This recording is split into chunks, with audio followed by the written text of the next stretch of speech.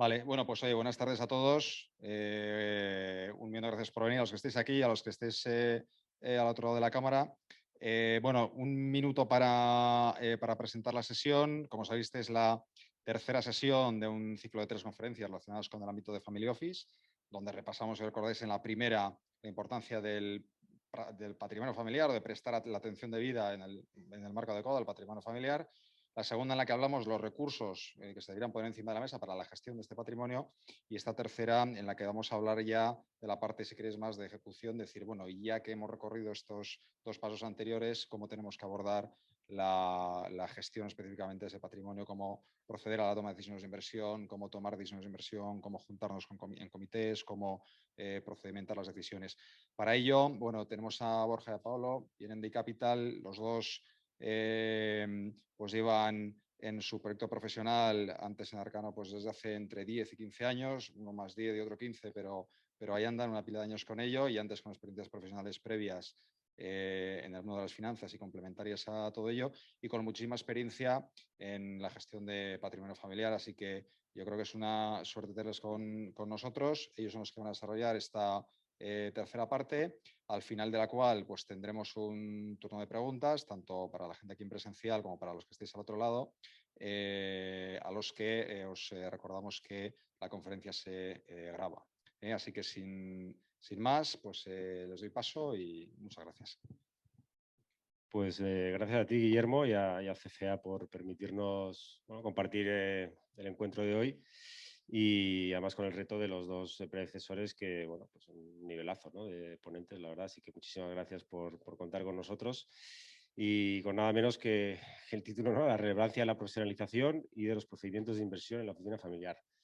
Bueno, a la hora de contaros esto, ¿no?, nosotros lo pensamos hoy cuando hablamos con las familias. La profesionalización viene de fruto de un contexto más amplio, ¿no?, pues de una planificación, de una visión de una familia. Y decíamos, ¿cómo hilar todo esto para que se haga más o menos ameno, ¿no? Y pensábamos en lo que es un viaje, ¿no?, porque no deja de ser, pues, para una familia todo esto un viaje. Y Google, que hoy en día es quien todo lo sabe, pues nos dice que un viaje tiene 5 etapas, ¿no? Soñar, que para nosotros viene a ser el momento en el que la familia, ¿no?, piensa en cómo tiene o cómo quiere que sea su futuro. Planificar ese viaje, es decir, empezar a aterrizar las cosas, ¿no?, y a cómo, pues, definir hacia dónde queremos ir y cómo nos queremos organizar y demás. Reservar, es decir, pues, oye, ¿con quién voy a hacer este viaje? ¿Dónde voy a estar? ¿Cuándo? ¿Cómo? La propia experiencia del viaje, que en el fondo nosotros lo asociamos a esa toma de decisiones mientras estás en ese rumbo, en ese camino. Y luego el compartir, ¿no? Compartir el viaje, que al final, si haces todo esto, pues suele ser porque quieres pues transmitirlo, compartirlo con la familia, con siguientes generaciones, y dejar un legado, ¿no? Es lo habitual, ¿no? Y así hemos estructurado la presentación de hoy, para intentar, pues, hacerlo más digerible, ¿no?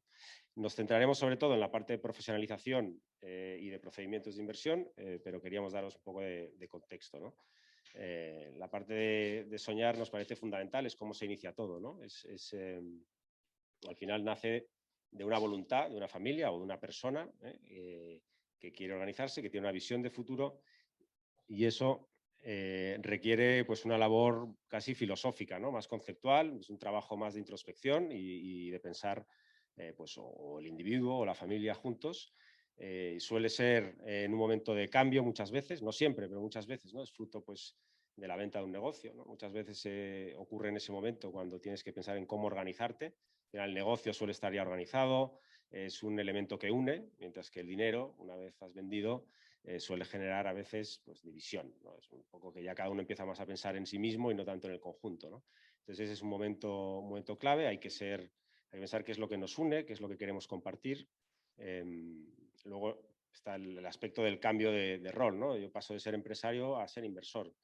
Eso también, pues, requiere, no son las mismas aptitudes, ¿no? Yo puedo pensar, si he hecho bien mi negocio toda la vida, bueno, pensar que también voy a hacer otras cosas que requieren capacidad técnica, como bien sabéis vosotros, pues no es fácil, y hay que pensar en uno mismo, tener un poco de humildad y pensar que hay que rodearse y equiparse bien, ¿no?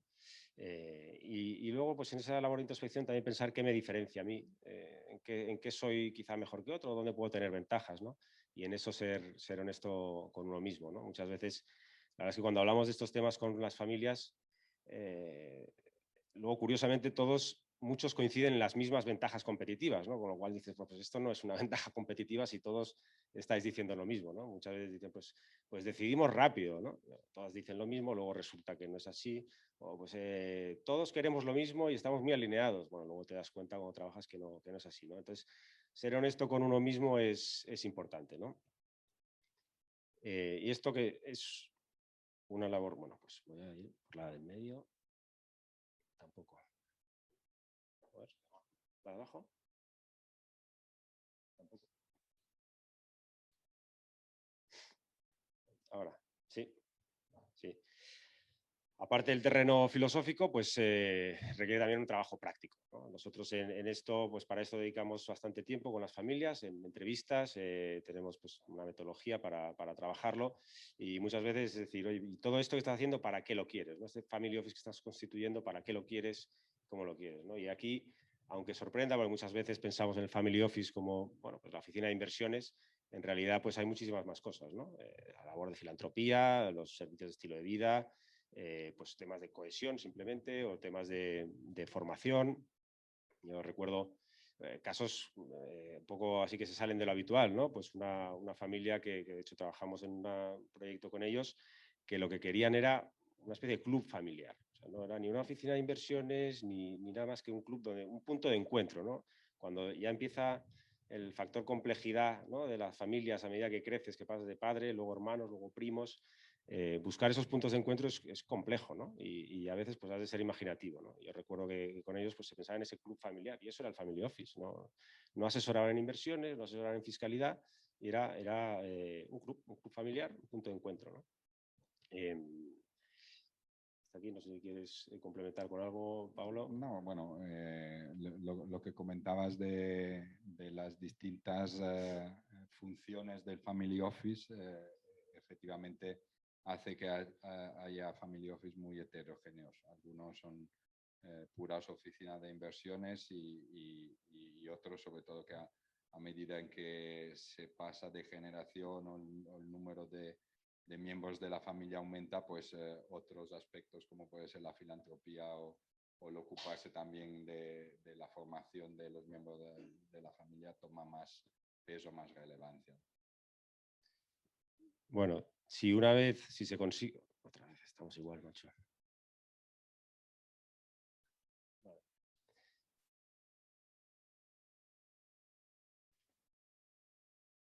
Sí, cuando hemos pasado esa etapa inicial de pensar y reflexionar qué es lo que quiere la familia, llega la etapa de planificación, ¿no? Entonces, yo creo que ese aspecto se ha tocado también en alguna de las ponencias anteriores. Hay esta frase que nos gusta un poco poner delante de las familias con las que trabajamos, un poco para destacar que al final es muy importante marcar un rumbo. No quiere decir que los planes luego no encuentren contingencias, no encuentren cambios, pero si no hay ese rumbo, pues todos los vientos, como decimos, son desfavorables. Entonces, esto nosotros, ¿cómo lo plasmamos? Pues como concepto hablamos de un plan estratégico para el patrimonio familiar.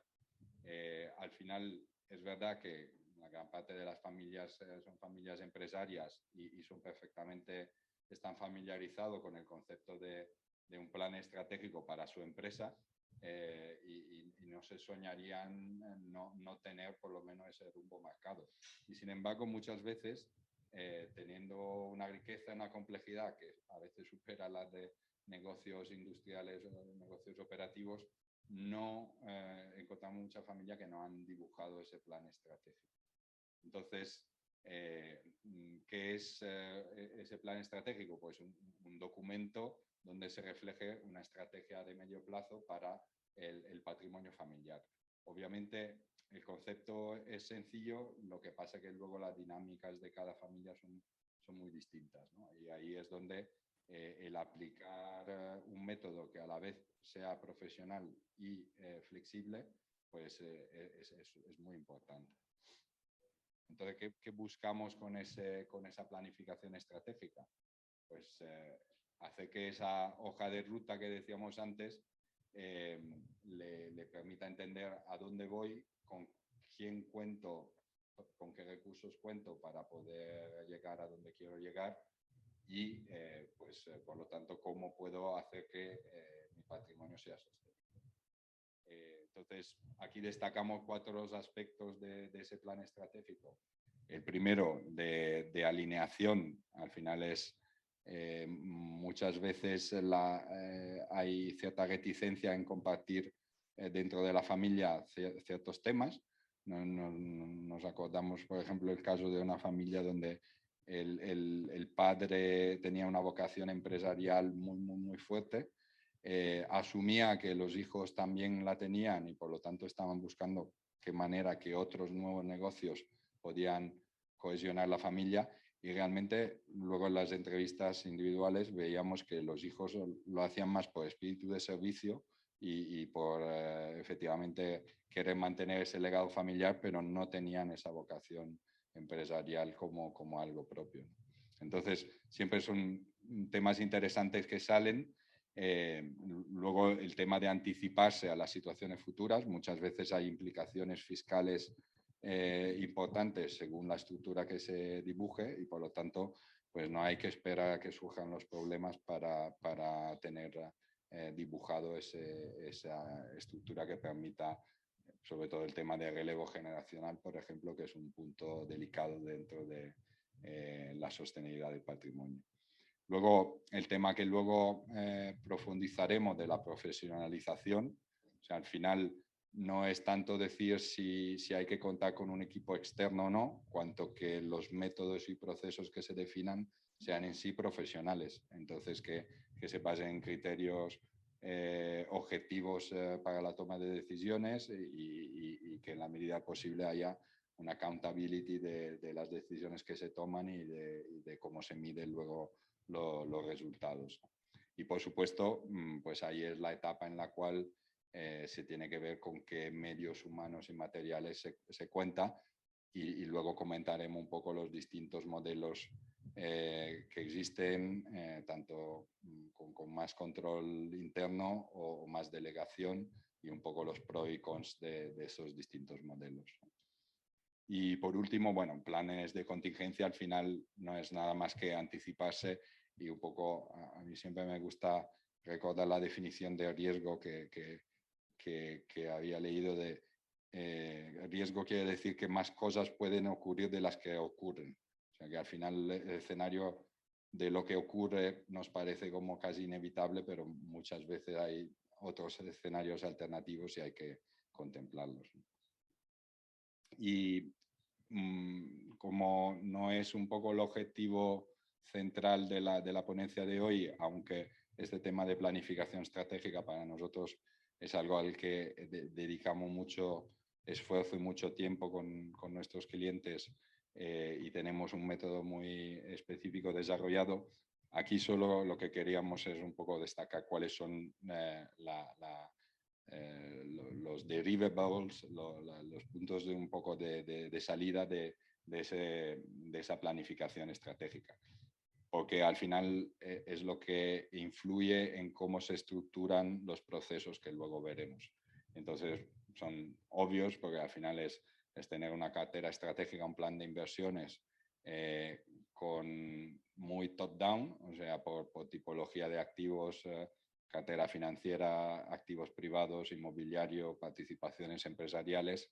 Por lo tanto, normalmente hacemos un plan a 5 años vista, donde se pueda marcar ese rumbo y ver de una forma realista cómo puedo llegar del punto en el que estoy al punto en el que quiero llegar, porque en ciertos casos se puede tardar incluso más que esos 5 años para poder hacer evolucionar el patrimonio.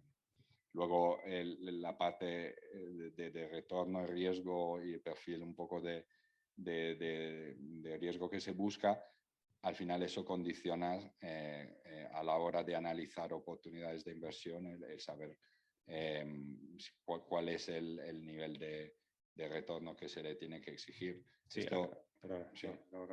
no. Que es un tema que puede parecer bastante obvio, pero muchas veces si dentro del patrimonio hay una actividad empresarial, lo que se exige a un fondo de tercero, a un private equity, se ve con claridad, hay que pedirle un retorno de tanto, a veces al negocio familiar o a cosas que siempre han estado dentro de la familia, pues como hay, bueno, pues crece de valor o se desarrolla, se hace más grande, pero no se aplican con el mismo rigor esos conceptos de rentabilidad. Sí, no, quería, o sea, que para todo esto, como os decíamos, hacemos estas entrevistas y demás, y al final todo esto no es solo un tema de números, ¿no? Quiero obtener la máxima rentabilidad y por tanto que es lo óptimo y tal, ¿no? La familia tiene que estar cómoda con el tipo de inversiones que se van a cometer.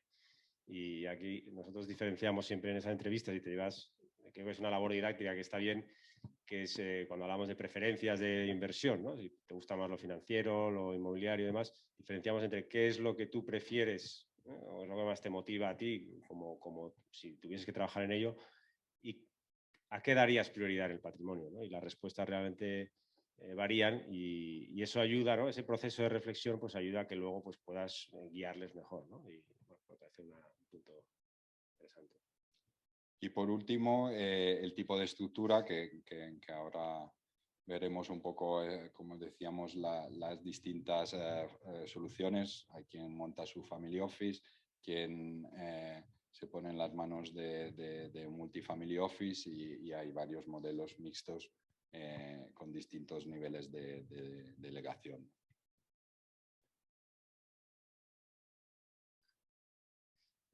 Bueno, la planificación, como decimos, es poco la clave que nos ayuda, o la herramienta, si queréis, ¿no? Que nos ayuda a organizar todo. Lo que vamos a ver aquí en realidad forma parte de esa planificación, o sea, se dibuja en esa planificación y lo tratamos un poquito más ahora, ¿no? Aquí, al final, se trata de, cuando hablamos de profesionalizar, que es un poco la temática que nos habías pedido, Guillermo, que tocásemos y ahora empezamos a entrar más en materia. No deja de ser pues, de dotar de medios y recursos pues, suficientes y adecuados para tener criterio, ¿no? Al final es eso, profesionalizar no es poner a profesionales de fuera, profesionalizar es método, es criterio, es organización, ¿no? Es como lo vemos. Para ello, sobre todo, bueno, destacamos 4 aspectos a trabajar que están muy relacionados, ¿no? Los órganos de gobierno. Aquí hablaremos de los órganos un poco más de arriba, ¿no? Que luego tienen su impacto más abajo, pero que al final los órganos de gobierno del conjunto, el Family Office, luego ya hablaremos de los comités de inversiones y demás, pero hablamos de órganos de gobierno desde arriba. El grado de delegación, que es un punto que la familia tiene que ver con qué está cómoda y es un aspecto sensible muchas veces, íntimamente relacionado con lo que es tener recursos in-house o tener recursos fuera o una combinación. Y todo ello, pues no has de perder de vista los costes, ¿no? Esos son los 4 aspectos que ahora vamos a entrar un poco en detalle, ¿no? Cuando hablamos de órganos de gobierno, bueno, aquí parece como un dibujo súper complejo y a lo mejor alguien no se ve identificado, ¿no? Dice, pues si yo esto es como demasiado. Bueno, no hace falta que haya muchísimas personas en todo esto, ¿no? Es más los roles y las responsabilidades, ¿no? Lo que hay que dibujar y separar un poco los foros de discusión. Una cosa son los temas de familia y otra cosa son los temas del family office y por tanto pues, relacionados con los servicios o con las funciones que queremos de ese family office. Son foros distintos, ¿no? Muchas veces ocurre que en un mismo foro se discuten temas, estás hablando de no sé qué inversión y lo acabas mezclando con un tema de familia porque yo te dije, tú me dijiste que... Bueno, hay que buscar foros distintos para eso, ¿no? Ponemos consejo de familia y protocolo familiar, pues son herramientas muy habituales, pero no imprescindibles. Es simplemente que os quedéis con el concepto de separar esos roles, esas funciones y esas responsabilidades, ¿no? Dentro de lo que es el Family Office, bueno, que suele ser una holding, ¿no? Con sus estatutos, es importante que esos estatutos reflejen lo que luego se va a hacer, o sea, que haya siempre ayuda que haya un respaldo pues, legal y formal a todo esto, ¿no? El órgano principal ahí va a ser el Consejo de Administración, formalmente, a veces eso pues, es más anecdótico y lo que cuenta es el consejo asesor, da lo mismo. El caso es que haya una figura arriba que al final es la que es el máximo órgano de gestión y administración, es el que va a definir los grandes temas, la política de inversión, la estrategia del conjunto del Family Office, ¿no?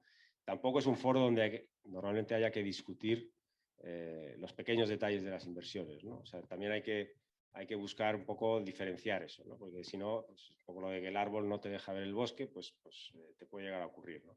Ese consejo de administración o consejo asesor, que muchas veces pues, puede haber un externo o no haberlo, bueno, esto hay fórmulas de todo tipo. Nosotros pensamos que tener un externo independiente ahí ayuda. Siempre ayuda también a que haya una voz crítica, ¿no? A veces hay uno que manda mucho, nadie se atreve a toserle. Bueno, pues si tienes a un independiente suele ser más libre y es como el Pepito Grillo, ¿no? Esa figura que les recuerda, ¿no? De ahí tiene que emanar el plan estratégico que hemos dicho, tiene que al final aprobarse en esa sede. Luego tiene que haber una figura, que puede ser alguien de la familia, puede ser alguien de fuera, lo mismo, puede ser un comité, puede ser, pero que una figura que conecte ese plan estratégico, esas decisiones de arriba con lo que es la propia ejecución y lo que se hace pues, en cada uno de los verticales o de las masas patrimoniales en las que se haya decidido trabajar, ¿no? Nos hemos centrado aquí en inversiones, pero hubiésemos podido poner, si hay filantropía, pues oye, la fundación, pues, nos estamos centrando en el área de inversiones porque también entendemos que es en especial la temática que más interesa aquí, ¿no? Un aspecto fundamental que mencionaba antes Paolo aquí es esa figura de director general o comité de dirección, la parte fiscal, ¿no? Aquí creo que hay gente de todos lados, sobre todo también conectada. En Madrid, en los aspectos fiscales, bueno, pues hay una serie de ventajas que están muy bien y ojalá duren mucho y ojalá se extiendan por el resto del territorio.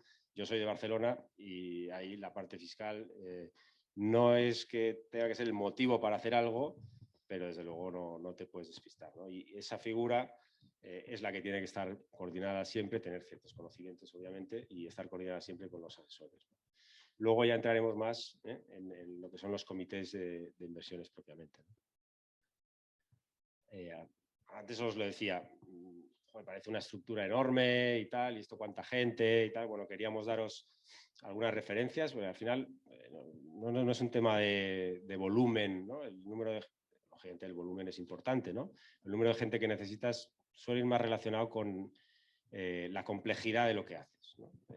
Lo mismo, pues, seleccionar gestores que van a ejecutar ellos o dedicarte tú a la selección de activos concretos, pues ya sea tanto en inmobiliario como en activos privados o, bueno, ya no te digo participaciones empresariales, ¿no? Y lo mismo con lo financiero. Pero bueno, aquí teníamos unas referencias, hay poco estudio de esto, pero este que es uno de Citi, me parece, ¿no? De hace algún año. El tamaño, a ver, esto es sobre todo muy americano, con lo cual, en realidad, España se sitúa en la mayoría de family offices en tamaño pequeño, medio, ¿no? Que ya es bastante gente, ¿eh? Pero bueno, os queríamos dar unas referencias para que supieseis por dónde van los tiros, ¿no? El siguiente punto era el grado de delegación, ¿eh? Hace mucho tiempo que hacemos la broma siempre del hombre orquesta versus la orquesta sinfónica, ¿no? Son los dos extremos. Probablemente ninguno sea el adecuado y en el término medio, como todo, está la virtud. Pero es verdad que se peca muchas veces de querer asumirlo todo, ¿no? El patriarca o alguien el que manda o incluso el propio consejo, ¿no? Todos, la propia familia entera, pues ceden al micromanagement, ¿no? A querer controlarlo todo de una manera exagerada. Bueno, eso pues, suele ser perjudicial en el sentido de que te impide avanzar, ¿no? Porque si tienes que estar controlando absolutamente todo, cosa que es imposible, te vas a quedar más parado, vas a hacer menos cosas, ¿no? Entonces esto es un aspecto pues, a vigilar y a trabajar, ¿no? Hay que tener un poco de humildad, pensar que oye, al final hay gente súper preparada en la que nos podemos apoyar y aprender a confiar en ellos con cierto grado de control, pero con cierto grado de delegación también, ¿no? Yo recuerdo que hace poco en Expansión salía, ¿no? Había en Marriott ha habido un relevo generacional y le hacía una entrevista el hijo al padre, ¿no? Y destacaba, ¿no? Lo primero que le mencionaba es, cuando llegues a trabajar, deja tu ego en la puerta, ¿no? Ten humildad, aprende de los demás, delega, y confía en ellos. No lo vas a saber todo, no lo vas a poder controlar todo. Más fácil de decir que sí, lo de hacer, pero... sí, como todo lo que decimos aquí. ¿No? Luego hay un aspecto aquí que nos gusta destacar, que muchas veces por lo menos les da un pensamiento distinto que no se haya planteado las las familias, ¿no? Que es, a la hora de la gestión, el riesgo reputacional que conlleva, ¿no? No es lo mismo, no, perdón, antes de entrar en esto.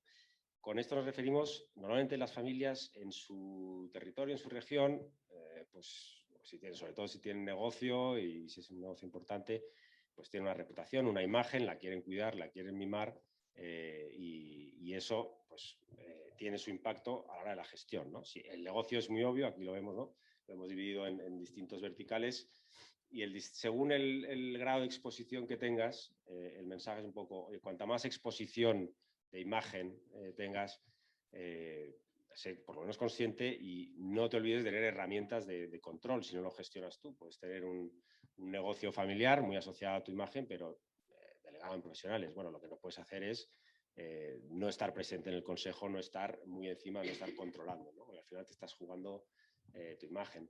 Pero eso aplica lo mismo a una cartera financiera, ¿no? Pues, lo hemos visto con las SICAPs, aunque ahora desaparezcan, pero la de veces que ha salido, ¿no? Todos los nombres de familias y demás.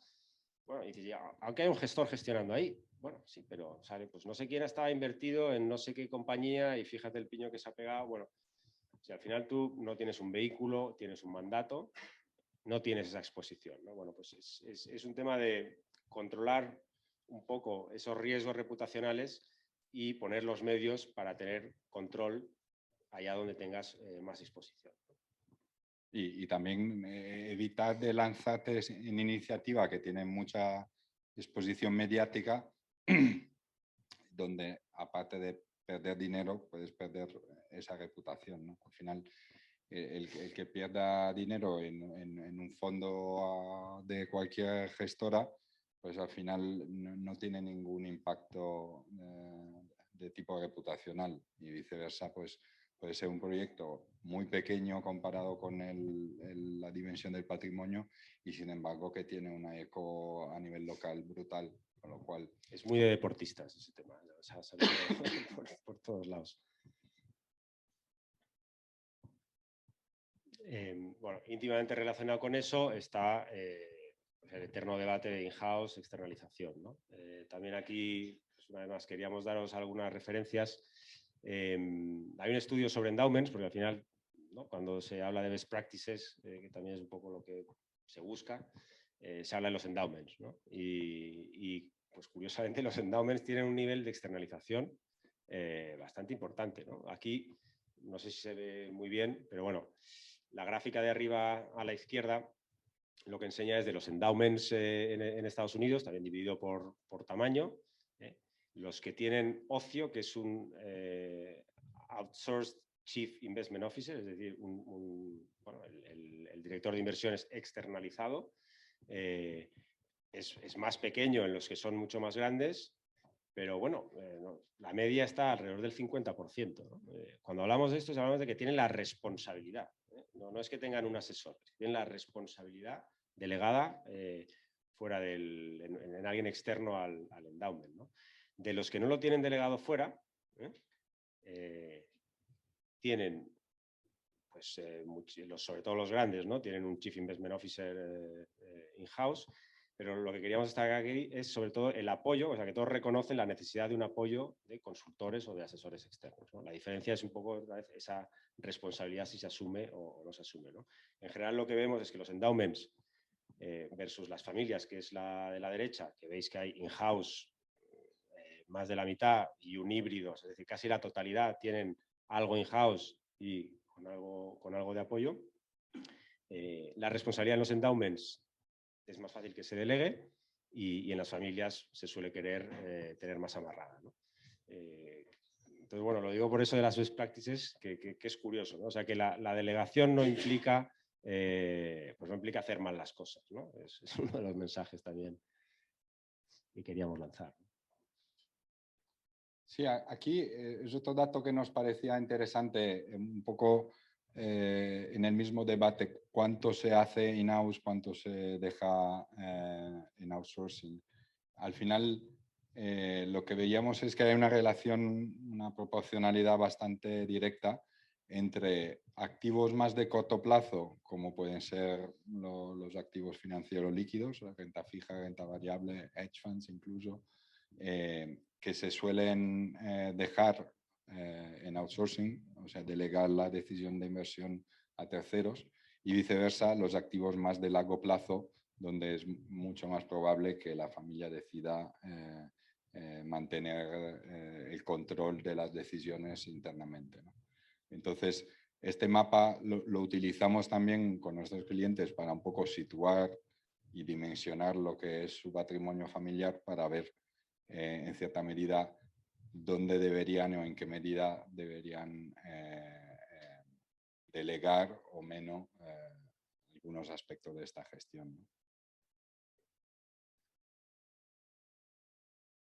Y luego, esto es un poco una checklist también de donde se compara la estructura propia de Single Family Office, una externalización completa con un Multifamily Office y una estructura mixta, donde hay algún empleado interno y a la vez se pueda tener un asesoramiento por parte de un externo, ¿no?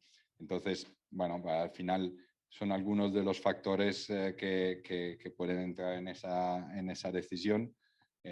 Uno de los aspectos, la dedicación única a la familia puede preocupar a algunas familias y hacerles decantar para tener su propio family office, pero a la vez hay otro aspecto como la facilidad de cambiar el equipo o que viceversa son mucho más ágiles cuando se cuenta con alguien externo, ¿no? Con lo cual, al final, nosotros en muchos casos vemos que esa estructura mixta es un poco el punto de equilibrio óptimo entre las dos extremos, ¿no? El acceso, ¿no? El acceso a oportunidades de inversión. Si yo estoy en mi silo, al final recibo, o sea, es más difícil que salga a buscar y soy más reactivo, ¿no? Y en cambio, bueno, pues contar con alguien de fuera que al final está expuesto a todo el mercado y que su labor es salir a buscar, bueno, pues por lo menos en cuanto a deal flow, que es uno de los puntos clave, pues ayuda, ¿no? Y uno de los, bueno, una de las experiencias que hemos vivido, ¿no? En varias ocasiones y que lo llamamos la curva de aprendizaje, ¿no? Es que es quizá una forma de empezar fácil, ¿no? Para que no se te haga todo bola y que luego eso pues, pueda evolucionar, ¿no? De forma dinámica, pues es empezar con una mayor delegación al tiempo que te vas formando, vas pensando en qué es lo que te conviene, vas evolucionando y tu equipo interno va creciendo en detrimento de proveedores externos, ¿no? Y tienes esa fórmula bueno, pues de un equipo externo que te ayuda a ir regulando todo eso, ¿no? Sí, esto en un caso de una familia donde empezaron con una delegación muy elevada de su patrimonio financiero en distintas gestoras y eso fue evolucionando y cada vez tomó más importancia el equipo interno y nuestro apoyo como equipo externo de Multifamily Office. Ellos lo que nos vinieron a decir es, sabemos que hemos tardado 7 años en recorrer este camino, pero pensamos que aunque igual nos ha costado algo más, porque a lo mejor los costes en esa etapa inicial pueden ser más altos, pensamos que era lo correcto porque no estábamos preparados para dar ese paso desde el día 1. Entonces, un poco es el mensaje, ser consciente y que a veces el quemar etapas tampoco es bueno y que por lo tanto lo que igual no es la solución final óptima puede ser una muy buena solución de partida. Eso nos lleva como a lo que has mencionado, que son los costes, ¿no? Que a veces dar esos pasos cuesta por este tema, ¿no? Porque al final, pues, y no siempre se ve como una inversión y se ve como un exceso de gasto, ¿no? Aquí también queríamos daros una vez más referencias, sabiendo que cada caso es un mundo y que no hay ninguna norma al respecto, ¿no? Pero sí que algunas referencias interesantes, ¿no? El gráfico de la izquierda es fruto un poco sobre todo nace de un estudio de bueno, unas asociaciones de Family Office de Europa, Estados Unidos, que hicieron pues, un ejercicio de compartir su su porcentaje de gasto sobre el patrimonio. Hablamos de patrimonios por encima de 1 billion, con lo cual tampoco es la referencia más habitual, pero bueno, para que entendáis, eso era un 0,27, ¿no? Y marcamos ahí un poco la diferencia, como veis, ¿no? Entre el 0,27 entre el 0,70 es donde nos parece razonable que se sitúen la mayoría de family offices, ya sea en su fórmula single o en su fórmula mixta o todo externalizado, ¿no? Lógicamente, a mayor tamaño tienes más capacidad de tener equipo in-house y tus costes proporcionalmente van a ser más pequeños.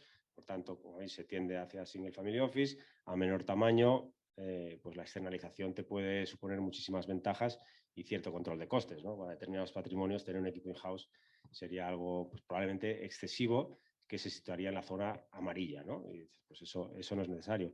Pero igual de peligroso es estar en la zona roja, sino más, ¿no? Al final es aquello de lo barato sale caro. Hombre, gástate el dinero en tener un buen equipo, porque si no al final te puede costar mucho más de lo que te estás gastando, ¿no? Y a la derecha veis también pues otro estudio, un poco estos son single family offices por debajo de 250 millones, ¿no? Que ya es una referencia un poquito más accesible normalmente, y tanto Europa como Estados Unidos, si se sitúan, bueno, pues ese rango un poquito más alto, ¿no? Esto incluye costes de todo tipo, o sea, desde la secretaria hasta el mandato que le das al gestor tal. No incluye pues, los costes del fondo de inversión de turno, obviamente.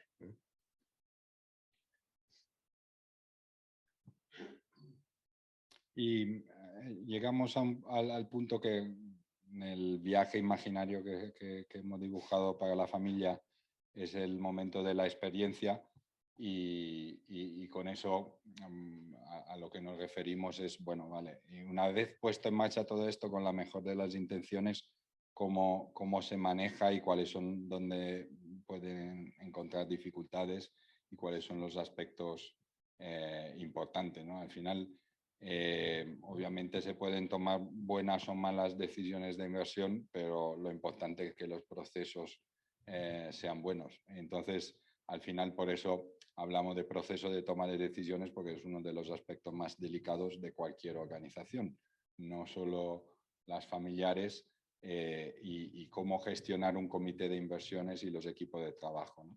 Entonces, bueno, estos 3 pasos, digamos, el Investment Policy Statement, que tampoco hace falta que sea un tema muy detallado o para no volver al micromanagement que decíamos antes, pero conceptualmente el saber un poco las características que tienen que observar las inversiones que se realizan y luego la dinámica de los comités y por último, dentro de esos comités un aspecto que a veces vemos que no se le dedica suficiente atención, que es un poco tener un cuadro de mandos adecuado, ¿no?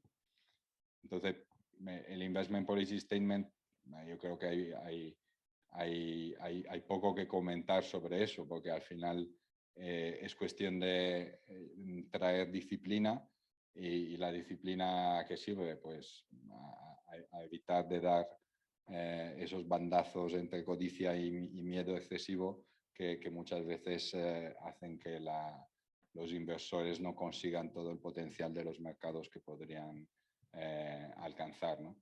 Entonces, ese policy statement debería ser también adecuado a lo que en el plan estratégico se haya definido como ser el alcance del Family Office.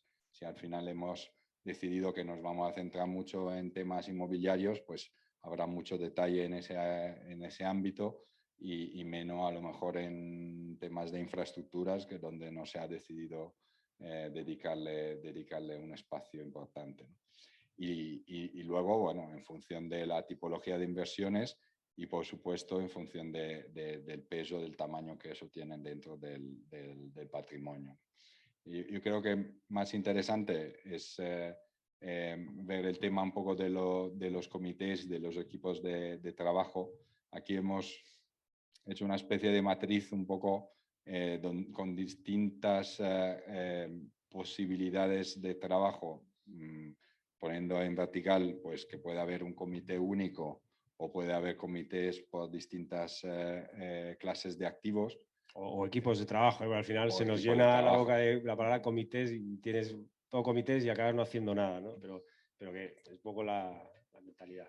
Sí, al final lo que sí nos parece interesante, cuando Borja enseñaba antes los órganos de gobierno, incluso si hay grupos de trabajo separados por las distintas verticales de inversión, es muy importante que haya un nexo de unión con el plan estratégico, o sea, alguien que sea capaz de poder valorar si una buena inversión en inmobiliario o una buena inversión en private equity, cuál de las dos pueda tener prioridad. Entonces eso, obviamente, si el riesgo de tener equipos separados es que al final haya un poco de silos y que falte esa visión de conjunto, ¿no? Y luego, por el tema que puede ser más top-down, o sea, de clase de activo, esas macro categorías que hemos dicho, o de estrategias dentro de la clase de activo, de tipología de activo. Entonces, cada vez vamos más de lo general a lo específico. El peligro, lo que vemos en muchos casos, es que las decisiones se tomen en base a lo atractivo de un producto específico, cuando realmente lo que hay que poner es un poco a competir o hacer un ejercicio más top-down de qué tipo de cosas quiero salir a buscar, no juzgar lo que me llega y en base a eso tomo decisiones, sino al final se acaba teniendo un conjunto de temas sin cohesión y podemos pensar que esa es diversificación y no es diversificación si es caos, ¿no? Entonces, en ese aspecto, bueno, pues sí que hay ciertas dinámicas que son bastante típicas de las familias y que parece que tiene que entrar por los ojos la inversión individual sí y no se ve tanto el conjunto del patrimonio. Sí, sí, o sea, no cada inversión tiene que ser excitante, ¿no? O sea, a veces es aburrido este negocio, pero estás cumpliendo con el plan que habías diseñado. Eso también hay que hacer una labor un poco didáctica y, ¿no? con la familia. Lo típico es que cuando Borja decía que preguntamos en la entrevista lo que de hacer un ranking de las tipologías de activo que más apetece o interesan, lo típico es que lo financiero líquido es como lo último, todo el mundo denosta, pero al mismo tiempo pues reconocen que tiene una importancia y un rol a jugar, aunque sea menos exciting que otras cosas, ¿no? Y un poco en la misma línea, ¿no? Aquí decimos que los árboles no impidan ver el bosque. Tiene que ser un patrimonio que trabaje bien en conjunto. A veces nos resulta útil esta especie de diana que utilizamos y en las discusiones con los clientes. Y bueno, esto, Bridgewater es uno de los que han trabajado este concepto, que al final lo único que pone de evidencia es dónde se sitúan en la sensibilidad al crecimiento y a la inflación, que son dos de los parámetros, de los drivers principales a la hora de ver cómo un entorno macro puede condicionar nuestras inversiones, ¿no? Entonces, típicamente lo que se encuentra es que las actividades empresariales y muchos de los activos que más interesan pues son adecuados para entornos donde haya un buen crecimiento y con niveles distintos de sensibilidad a la inflación, pero muchas veces la parte de crecimiento a la baja o incluso especialmente de inflación creciente está más descubierta y más desatendida. Entonces, es uno de los aspectos que nos sirven para decir, bueno, pero ¿quieres apostar todo tu patrimonio a que vamos a tener un entorno de este tipo o no es mejor tener al final carteras más robustas, aunque en la que parte la dedicas a otros activos que puedan comportarse bien y proteger en esos otros entornos, ¿no? Entonces, con esa un poco comentario, pues pasando al tema de la toma de decisiones, también hay otro aspecto que para mí es de lo más difícil a trabajar en un comité de inversiones, ¿no? Al final hay esto, viviendo en entidades financieras, todo los habremos también visto, ¿no? En comité de inversiones llega gente que tiene una información asimétrica sobre los distintos temas que se van a tratar. Alguien ha profundizado mucho en un aspecto o sabe todo de un ámbito, pero poco de otro. Entonces, al final, el riesgo que se corre es que simplemente se haga caso a él que es el experto de cada cosa y entonces no se cuestionen realmente o se pongan en tela de juicio las decisiones que se toman, o que haya una persona que sea la que manda y que al final su criterio se imponga, ¿no? Entonces, en ambos casos perdemos diversidad de opinión y no hay un real debate. Entonces, una de las cosas que también en las entrevistas preguntamos a los miembros de la familia es un poco este continuo, este diagrama donde decimos de 0 a 10, ¿cómo juzgarías que es la información que recibes para poder tomar decisiones dentro del Family Office? Y lo interesante es lo que crees que ocurre ahora y lo que piensas que debería ser a futuro.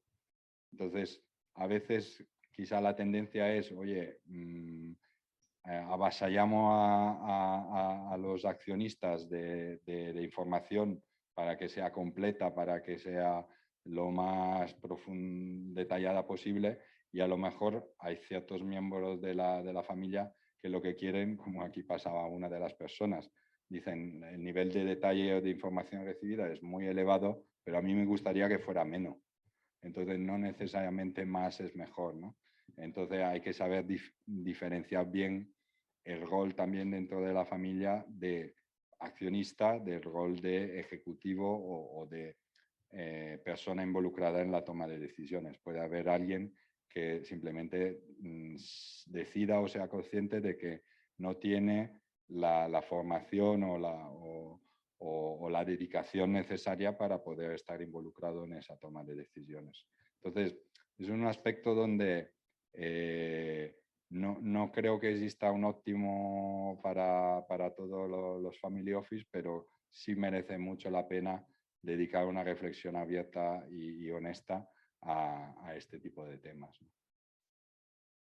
Y luego, pues, hemos puesto un par de slides sobre cómo abarcar la selección de gestores, diferenciando dos casos, lo que es un gestor de cartera al que se delega una parte del patrimonio, o luego la selección de un gestor de fondos. O sea, si ya se decide en esa matriz que hemos enseñado, si se decide ir más en el detalle de seleccionar directamente inversiones concretas, pues cuáles son los criterios que se pueden tener en cuenta, ¿no? Entonces, un poco lo que pretendemos con esto, sobre todo, es enseñar que al final hay muchos aspectos y muchos matices y parece que a veces esa decisión se basa en costes, en marca y en buscar algo que sea una referencia de track record, pero una vez más, si queremos profesionalizar las decisiones, hay que pensar en muchos aspectos, ¿no? Esto, en el caso de un gestor de cartera, pues al final diferenciamos, por ejemplo, tanto el tema de la construcción de cartera estratégica como luego la selección de activos, como el tipo de calidad de la propuesta, que a veces nosotros como asesores del cliente nos podemos encontrar en el lado de quien recibe esas propuestas, y puede haber propuestas de entidades espectaculares, pero muy poco cuidadas en sí la propuesta, ¿no? Entonces, eso que transmite del tipo de servicio que se puede pensar recibir, ¿no? Y luego, por supuesto, los costes, que también no es obvio porque al final hay muchos costes que no son tan explícitos, tan fáciles de medir y por lo tanto todo este trabajo requiere una dedicación bastante intensa. Y el tema, me gustaría si comentas, porque lo hablamos mucho, la coherencia del posicionamiento de ese gestor la visión de la gestora, ¿no? Que muchas veces es que te destacan, no, tenemos equipo local, entonces, pero decide él, o deciden en Suiza o en Estados Unidos, o bueno, eso es... Sí, eso es otro un poco de las incoherencias a veces, ¿no? Grandes casas que tienen muchísimos recursos y por lo tanto tienen muy clara y muy expresada esa visión de la casa, pero luego ves que el responsable directo de la cuenta es una persona que está aquí y que obviamente como buen profesional también quiere expresar su visión de las cosas, ¿no? Sí, pero Entonces, incluso locales, que llegue a ser eso como muy en contradicción tampoco es una buena señal. O desde luego nosotros cuando seleccionamos gestores de cartera es un tema que nos llama bastante la atención. Lo hemos visto en la misma reunión estando el macro de la gestora y el gestor de la cartera habla el macro, esto es así, habla el gestor de la cartera, bueno, esto es así, pero yo voy a hacer esto, ¿no? Es como... Sí. Y luego en la parte de due diligence de fondos, bueno, pues esto al final es un tema que tiene muchísimos matices. A nosotros nos llama la atención que se puedan dedicar a hacer inversiones importantes en fondos por parte de un family office simplemente sobre la base de un screening cuantitativo de cuáles son los fondos que han ido mejor, sin preguntarse si el equipo ha cambiado, cuánto tiempo han estado juntos y cómo han solucionado momentos de outperformance, underperformance. La estrategia del fondo, por supuesto, ver un poco la consistencia que pueda haber habido de esta outperformance, la gestión del riesgo, si es independiente o no, todos los casos que ha habido de riesgo operacional y de fraude. Por supuesto el track record, pero que al final el track record es un aspecto donde difícilmente se tiene un track record tan extenso como para poder estar seguros que no sea fruto también de momento de mercado y por lo tanto a ciertos sesgos. Hemos visto todos en estos últimos años la gestión growth, la gestión value, cómo se han ido tornando las cosas en ese aspecto, ¿no? Y luego los aspectos operativos, a veces hay mismatch de liquidez, se invierten activos que son poco líquidos, es bueno saberlo y tener bien presente si eso está alineado o no con el nivel de liquidez que ofrece el fondo. La alineación también de intereses, es bueno saber en qué medida el equipo de inversiones invierte en ese fondo o su remuneración está alineada con la performance que obtienen, ¿no?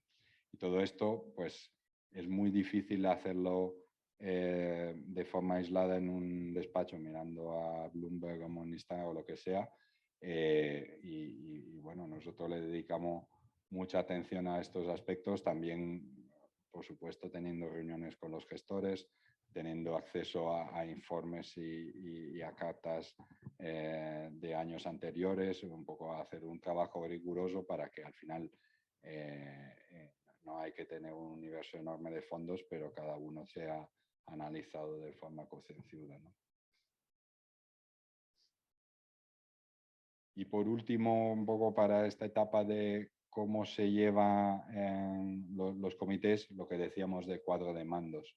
Al final, aquí igual puede parecer un tema como con demasiado detalle, lo que decía antes de demasiada información tampoco es buena, pero lo importante es saber que hay que definir indicadores, medir, es increíble ver cuántas veces a la pregunta, ¿y vosotros en los últimos años cuánto ha crecido o no vuestro patrimonio? No saben responderlo. No lo sé, no sabe, no contesta. Entonces, eso en sí es un problema, porque al final quiere decir que no hay una medida del conjunto del patrimonio de ese tipo, ¿no?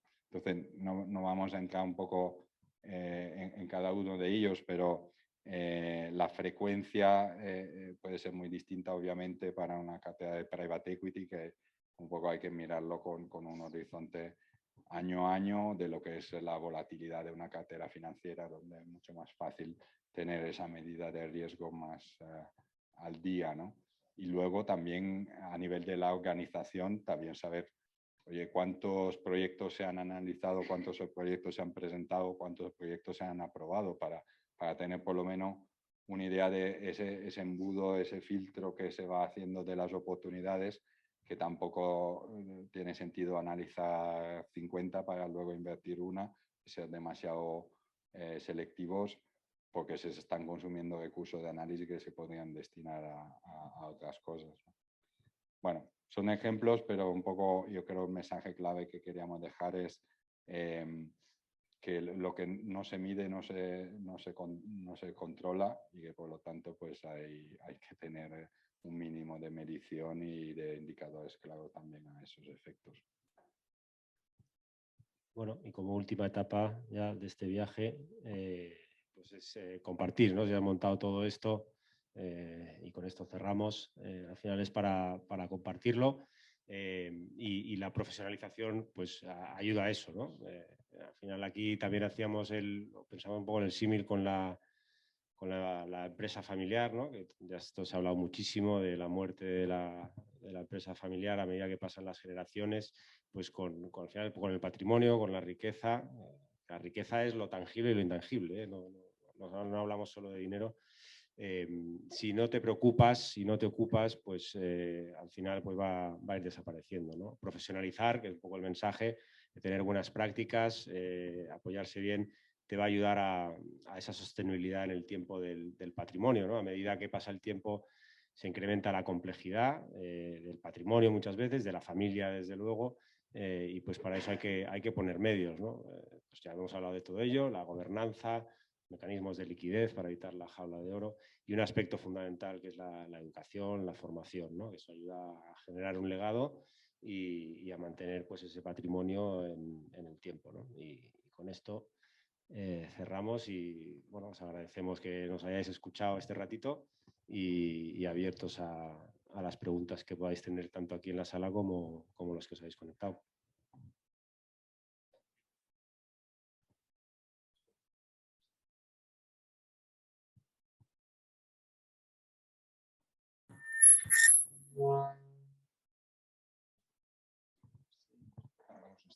Vale, oye, muchas gracias por la exposición. Mi pregunta tiene que ver un poco con la parte final yo creo, bueno, del cuadro de mando que habéis enseñado ahora y un poco también con algún tema reputacional que habéis comentado hacia mitad de la sesión, ¿no? Y la pregunta tiene que ver con que si en vuestra experiencia también veis frecuente el que exista dentro de la oficina familiar un mapa de riesgos que aglutine un poco los riesgos, pues los más tangibles, los más cuantitativos, pero también los más cualitativos, los más de orden familiar, no sé, de orden de inversión, es decir, si se suele hacer y si se hace, pues con qué grandes bloques suele utilizar ese mapa de riesgos. Empiezo contestando. Es un tema que solemos tocar no solo el mapa de riesgo, sino el mismo concepto de riesgo, porque lo que vemos es que muchas veces a la pregunta ¿cuán elevado consideras que es el nivel de riesgo de vuestro patrimonio?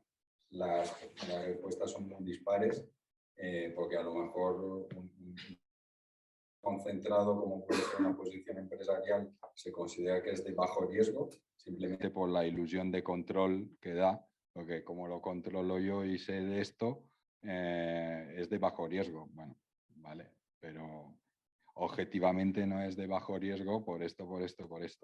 Entonces, es un tema que da bastante juego, efectivamente, y por lo tanto luego eso puede llevar también a elaborar, como dices, un mapa de riesgo un poco donde se buscan tener dos dimensiones, una de la probabilidad que eso ocurra y la otra la severidad de que eso ocurra.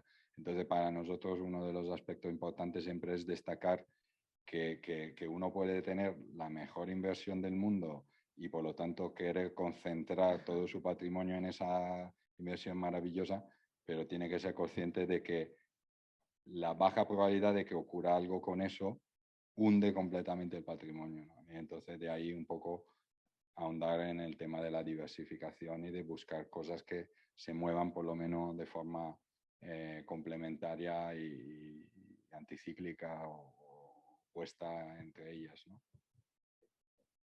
No, nada que añadir más que el uso de la formación como elemento mitigador del riesgo, ¿no? Porque muchas veces pues es la falta de conocimiento, de preparación, es lo que te lleva a conducir pues a determinadas decisiones que digo, no es un numerito que puedes poner en un mapa o en una hoja, ¿no? Es algo que se tiene que ir interiorizando por parte de la familia. Entonces, ahí también dedicamos bastante tiempo a la labor pues, didáctica y a veces más informal, a veces es organizada, ¿no? Con programas de formación bien definidos, ¿no? ¿Alguna pregunta más? Ahí, espera. Sí, me gustaría saber si realmente hay un estudio entre el coste de estructura del Family Office y un poco el rendimiento que obtiene ese Family Office, porque bueno, habéis hablado ahí de un abanico pues desde 0,20 y pico hasta 0,70 y pico. Entonces, si hay una correlación entre pues, los costes de estructura y los rendimientos que se obtienen en el Family Office. Pues si lo encuentras, dinos. Yo la verdad es que no lo he visto, pero me parece buenísimo. Me parece, sería muy bueno hacerlo. La verdad es que los estudios suelen agregar y entonces no diferencias. Tienes estudios donde te hablan de las rentabilidades medias que sacan los family offices o a las que aspiran y tienes la media de los costes y demás, pero no tienes algo que te lo segregue. Por lo menos yo no lo he visto, pero sería súper interesante, desde luego. A ver, también hay que ponerlo en contexto. Entre el 0,27 y el 0,70, cuando aspiras a rentabilidades, normalmente se habla de, pues, de 7, 8 por ahí. Al final la diferencia no es tan fuerte, ¿no? O sea, pero bueno, sin duda hay que vigilar los costes, pero yo no he visto nada. Efectivamente es algo que sería interesante ver. Lo que decía Borja yo creo que es la clave, ¿no? Al final hay que ver cuánto la variación en coste representa sobre la variación en performance. Y en eso sí que hay bastante datos un poco sobre que el abanico de performance es muy amplio. Entonces, de ahí a decir que gastándose más uno gana más, eso no me atrevería a decirlo. Lo que sí creo es que efectivamente la variación en coste no es una parte importante sobre el retorno total que se debería conseguir, ¿no? Muy bien, gracias. Vale. Bueno, gracias Borja Pablo, muy interesante. Mi pregunta va un poco relacionado con lo que comentabais, los diferentes objetivos que puede tener pues un family office, un socio fundador que vende la empresa, que puede estar, digamos, ya en la etapa de salida, ¿no?, de su carrera profesional, y luego cómo logras un poco alinear, digamos, con sus hijos o los que, digamos, con las siguientes generaciones, cómo se busca un poco el equilibrio de el socio fundador le quedan pocos años, igual tiene un objetivo completamente distinto a las generaciones que vienen, cómo lograr un poco el equilibrio. Y luego la otra pregunta, bueno, tengo dos, esta es la segunda. ¿Hay algún factor que pese más para vosotros a la hora de crear un family office? Por ejemplo, en el nivel de profesionalización de interno versus externo, qué grado, digamos, por tipo de riesgo, por volumen de activos, por la complejidad que se le quiera dar, digamos, a la estructura del family office. O sea, ¿hay algún factor para vosotros que pese más a la hora de esta profesionalización? A ver, sobre lo primero, es todo un mundo, el tema de, o sea, nosotros cuando empezamos a trabajar con una familia, ha habido casos donde hemos visto tal desalineación que hemos buscado un profesional externo a nosotros. O sea, que la cosa tiene mucha enjundia. La mayoría de los casos es que todo al final viene del pasado, ¿no? O sea, llegas a una situación, pero ahí hay muchos antecedentes que tú no conoces, que a veces no florecen o que de repente aparecen por una anécdota y tal. Y nosotros lo que hacemos son entrevistas individuales, confidenciales, ahí pues, se suele conseguir que la gente hable y comparta y ahí es cuando evalúas. Y dices, bueno, aquí hay por lo menos suficiente alineación como para llegar a un punto de encuentro. Yo creo que eso te lo da la experiencia, no hay unas normas. O decir, oye, aquí hay un marrón que hay que buscar a alguien, pero que son procesos ya de especialistas en familia empresaria o en empresa familiar que trabajan solo esto y que dedican meses. Y hay procesos a veces, pues incluso pues esto, de formación, de diseñar una carrera profesional para uno, para qué tal, de buscarle un trabajo en otro lado para que se espabile, para que no sé cuántos. Yo diría que no hay un manual, sino que hay gente muy buena que sabe de esto. Lo importante es conseguir hacer aflorar eso en un entorno de confianza, porque si tú lo discutes de forma abierta, pues bueno, ya sabes lo que pasa.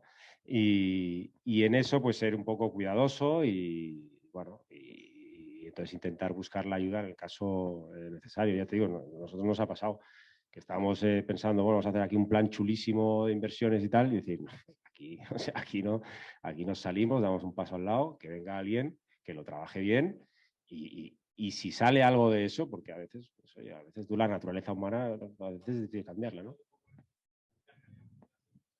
Sí, es muy típico que el patriarca, claro, que el patriarca imponga, sí, sí. Sí, sí, sí, sí. Sí, sí, bueno, eso es el caso típico. Pero bueno, que te has de dar cuenta si eso se acepta más o menos o no y tal, y porque también, oye, pues es muy defendible, ¿eh? O sea que...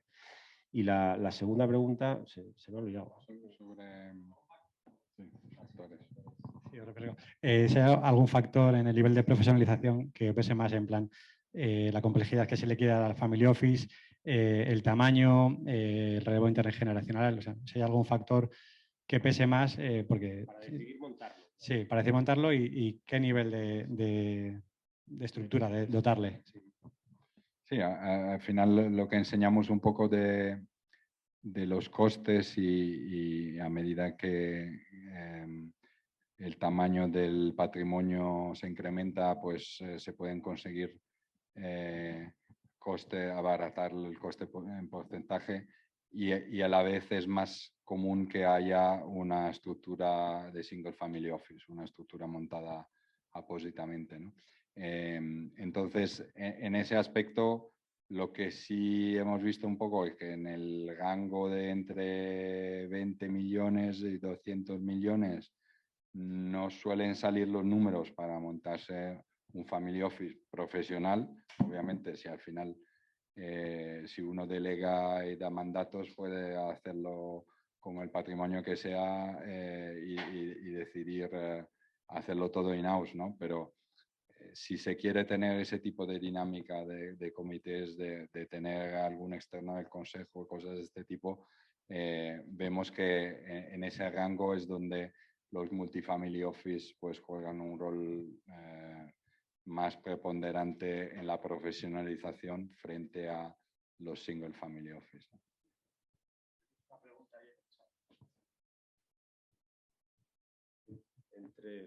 Entre los endowments he leído que hay mucho benchmarking, lo cual lleva a que todos quieran copiar un poco lo que hacen los demás. ¿Qué pasa en el mundo de los family office? Entiendo que debe haber mucha más variación en estrategias y por consiguiente en los resultados conseguidos. Pues sí, lo del benchmarking, bueno, nosotros lo hemos estado haciendo aquí, ¿no? Al final son referencias, siempre hay que decir que cada familia es un mundo, o sea que eso hay que verlo en detalle.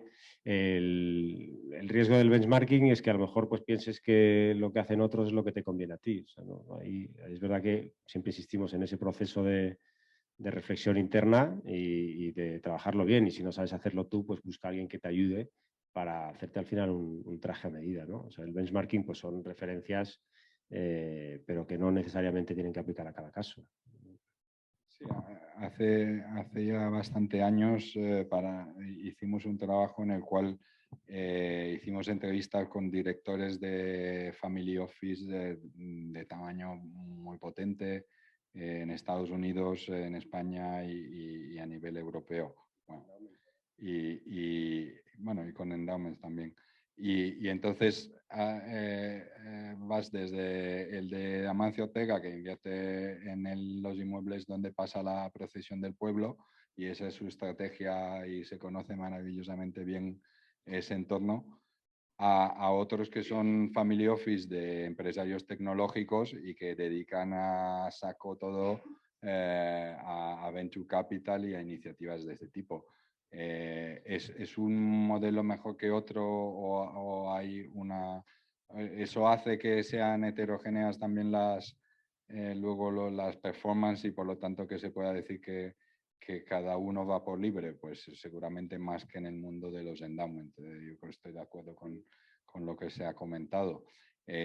Pero también no hay que olvidar que al final, humanamente, pues cuando estas personas se encuentran en un ámbito social o dicen, bueno, yo he hecho esto, yo he hecho este otro, he invertido en criptodivisa, pues lo normal es que te cuente parte de la película, la parte bonita de la película. Entonces hay que tomar también un poco las referencias que se pueden oír de qué tal van o no van las cosas con un poco de distancia, ¿no? Sí, yo creo que lo interesante, porque sí es verdad que los family offices hablan mucho, los que hacen un poquito los deberes hablan mucho entre ellos, ¿no? Muchas veces nos lo encontramos.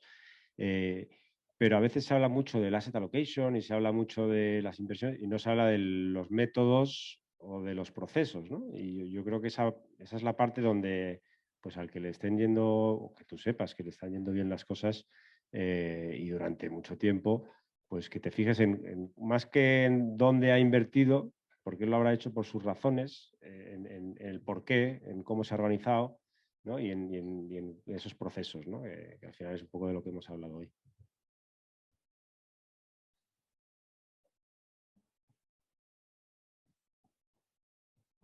Buenas tardes, muchas gracias por su tiempo. Os quería preguntar por la gestión pasiva, que en esas 3 conferencias no se ha mencionado demasiado.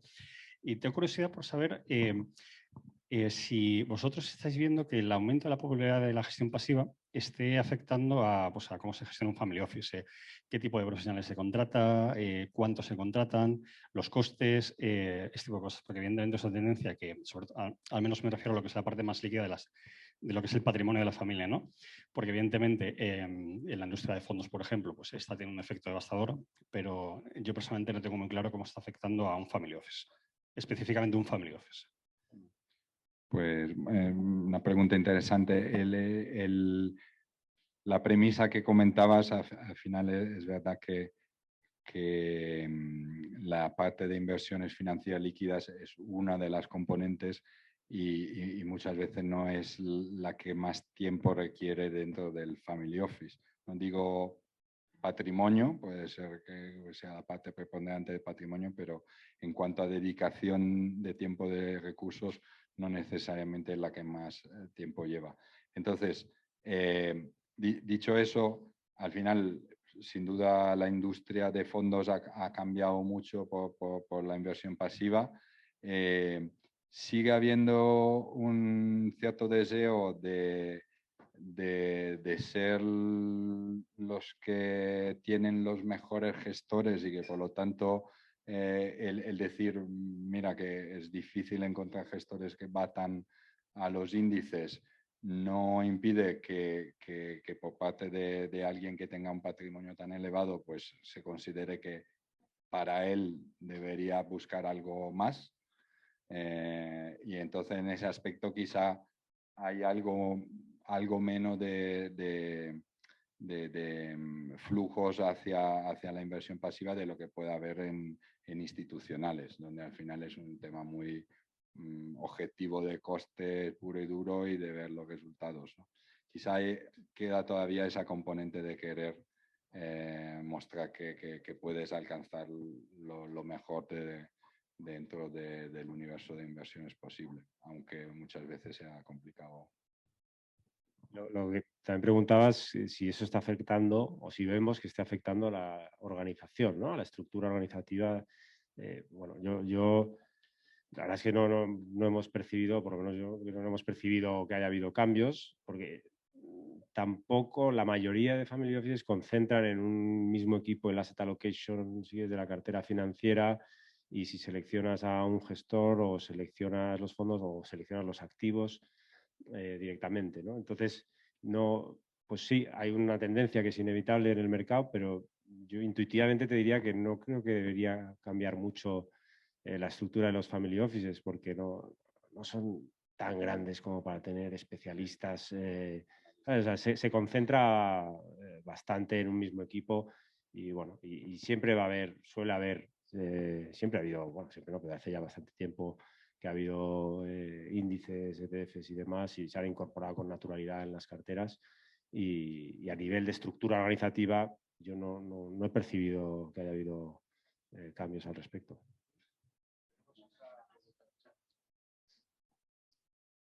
La leo yo. Vale. Gracias por la presentación. ¿A partir de qué nivel de patrimonio compensa valorar meterse en un multifamily office?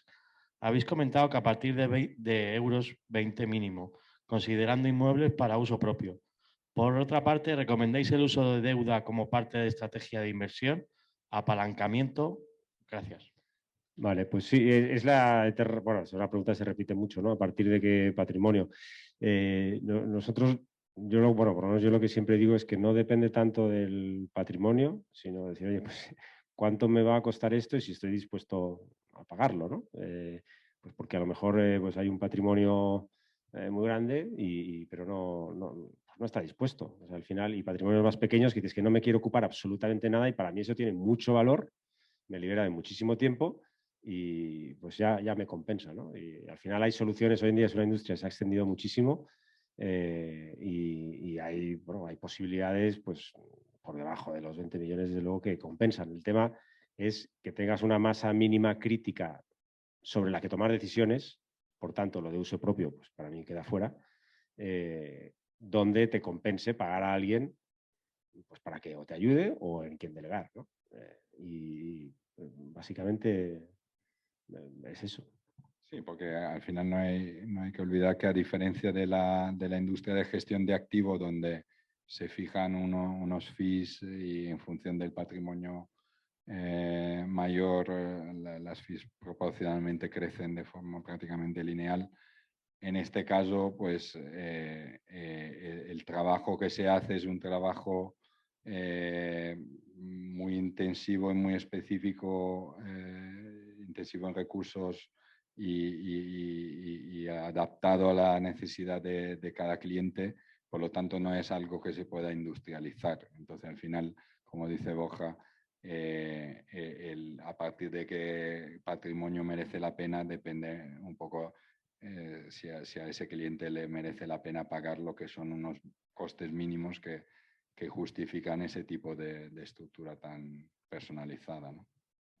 Y para ser honestos, que al final nos dedicamos a este negocio, estas cifras se usan mucho de forma marketingiana, ¿no? Al final nosotros pues siempre hemos dicho que la cifra de 20 millones, pero tenemos clientes por debajo y clientes que están muy, muy por encima. O sea, que cada caso pues depende, ¿no? Como digo, es poco pensar en lo que te compensa y hacer los numeritos, ¿no? El endeudamiento, si recomendamos. Sí, bueno, es un tema que solemos preguntar también en las entrevistas si se ven como una herramienta de valor a priori o no. Y hay gente que lo descarta ya a priori. Cuando están abiertos a considerar el endeudamiento, nosotros pensamos que es una herramienta de valor más. Al final, bueno, ahora estamos en un entorno de inflación elevada en el cual, desde un punto de vista racional, puede tener sentido también aprovechar y endeudarse, porque el repago de esa deuda de alguna forma se hace con activos que en el tiempo van apreciándose más en línea con la inflación y a la vez que la deuda es nominal, ¿no? Entonces, sí, es un tema que es una parte más a considerar. Obviamente hay activos, los activos inmobiliarios es bastante más fácil que se presten a eso porque pueden generar rentas recurrentes y pueden sustentar ese apalancamiento.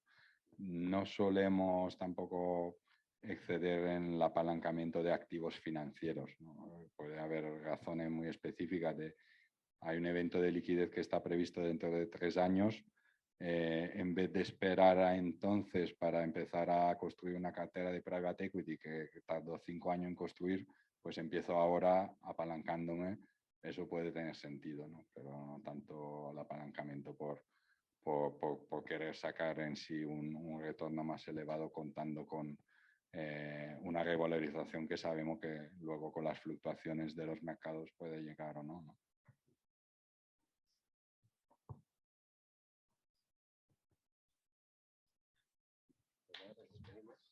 Muchas gracias a todos. Gracias.